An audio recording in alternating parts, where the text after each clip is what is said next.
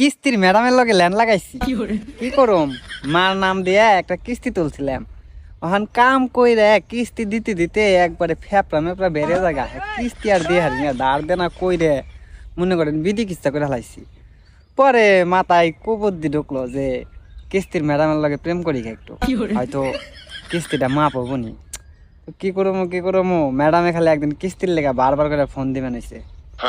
পরে কইলাম যে ম্যাডাম কিস্তি তো দিমু, তবে একটু লেট হইব, কিন্তু আপনি আমার বারবার ফোন দিয়েন। হ্যাঁ কয় কেন বারবার ফোন দিতে হইব কেন, যদি দেন তাহলে দিয়ে যাবেন সুন্দর মতো। আমি কই না, আপনি ফোন দিলে আমার ভালো লাগে, আপনার যে সুন্দর কণ্ঠ, এই কণ্ঠ শুনবার মন চায়। আর যখন কিস্তি দিমু তখন কিন্তু আপনি আবার অন্য কাউরে পাঠায়েন না। কয় কি কইতেছেন এইগুলা? আমি কইলাম আরে আপনার দেখতে আমার ভালো লাগে, সেই ভালো লাগে, এতদিন কিছু কই নাই, আজকে কইয়াই দিলাম। কি লেগে জানি ভালো লাগতেছে না, ভাবতাছি যে ময়রা জামলা মনে হয়। পরে কয় আচ্ছা কিস্তি দিন ভদ্রলোকের মতো। আমি কই হ্যাঁ কিস্তি দিমুনি। যখন কিস্তির লেগাইছে তখন কইছি যাক খুশি হইলাম যে আপনি আইছেন, আপনারা না দেখলে আমার খালি পরানটা ছটফট করে।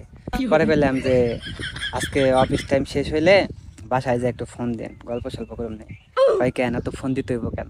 আমি কই আরে দিতে কইছি দিয়েন, সমস্যা নাই। পরে অফিস শেষ করে বাসায় যে ফোন দিছে, কয় যে কি সমস্যা কি আপনার, বলেন কি হয়েছে। পরে পেলাম যে দেখেন আসলে আপনি কিস্তি টিস্তি নেন তো এই কারণে কিছু কইবার সাহস পাই না, যদি আবার অন্য কোনো কিছু মাইন্ড করেন তো সত্যি কথা এটাই যে আমি আপনারে পছন্দ করি, আপনারে আমার অনেক ভালো লাগে, কিন্তু কিছু কইতে পারি না আপনারে। আপনারে দেখলে আমার মনের মাঝে যে সুখ লাগে ওই সুখ আমি পৃথিবীর কোনো জায়গায় পাই না। আর আপনার চোখ কি কম, একবারে হরিণের মতো চাহনি, দেখলে এই মনের মাঝে কিছু একটা হয়, ওটা আপনার আমি বুঝিয়ে কইয়া পারলাম না।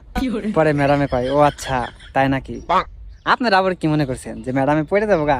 আরে ম্যাডামে পড়বো না মানে আমি কালা হইলে কি হবো, ফিল্টার মারলে সাকিব খান ফেল, তার মধ্যে আবার যোগ করে দিলাম কন্যা রাশি। আমার খালি কন্যা রাশিতে ঘন ঘন উতাল মারে। যাই হোক কয়েকদিন কথাবার্তা করার পরে দেখি সে লেভেলের প্রেম হয়ে গেছে। আমাকে এত ঘনিষ্ঠ সম্পর্ক হয়েছে, মাখামাখি সম্পর্ক। এখন মাঝে মাঝে ফোন দিলে খালি কই যে রাস্তাঘাটে দেখা হলে খালি সালাম দিও না, শুভেচ্ছা আমিও দিও।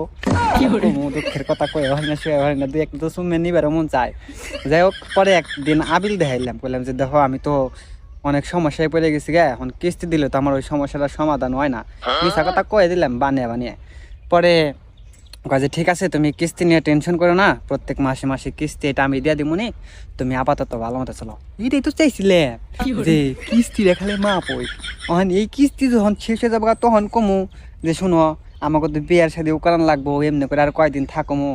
আর এই কাম কাজ করে তো দিশা মিশা পাওয়া যায় না, কোল কিনারা পাওয়া যায় না, তাহলে বিদেশ যাবো। এখন বিদেশ যাওয়ার লেগে তো এক টাকাও ক্যাশ নেয়, যদি 4-5 লাখ টাকা লোন নিয়ে দিতে তাহলে মনে করো কোনো রকম দাঁতে কামড় দিয়ে আমি বিদেশ পৌঁছি হারলে। তারপরে মনে করো কিস্তি কুস্তিও শেষ দিয়ে দিলাম, তোমার বিয়াও করে হারাইলাম। আচ্ছা ঠিক আছে এটা শেষ হোক, একবারে লাইন আইসে খালি মতে মতে কিস্তি শেষ হইলো 5 লাখ টাকা লোন নিয়ে যাবো গা বিদেশে।